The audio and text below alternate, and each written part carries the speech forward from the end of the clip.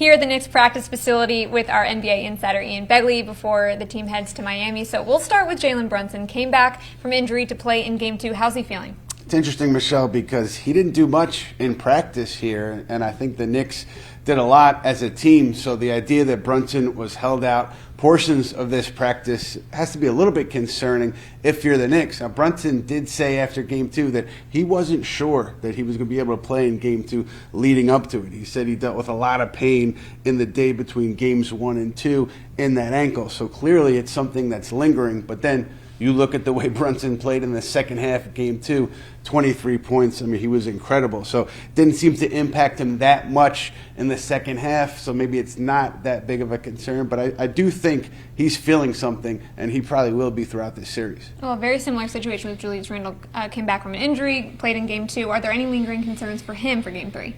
I don't think so. I think that he is in a better spot, but I will say this, like, he's not really talking about his ankle. He doesn't want to address questions about it. He's just saying, I'm not worried about it. He's just thinking about the game and approaching this Heat game, Game 3 on Saturday. But I think he worked very hard to get back for Game 2. Remember, that was the second time he sprained that left ankle, and I asked him, what's the process like making the decision before a game? Is it just the medical staff? Is it you?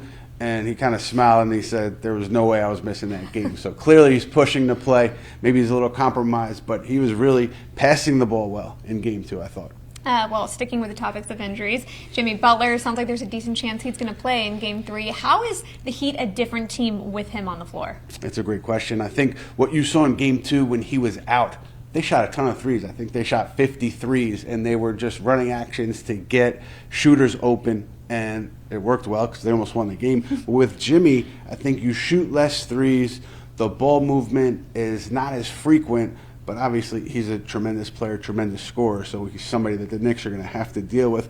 But the style is much different than what you saw in Game 2. And I think with the zone, the Knicks feel like they figured something out late in Game 2 against that Heat zone defense, so maybe that's something that they can continue going into Game 3. All right, well, looking forward to seeing it. Thank you so much.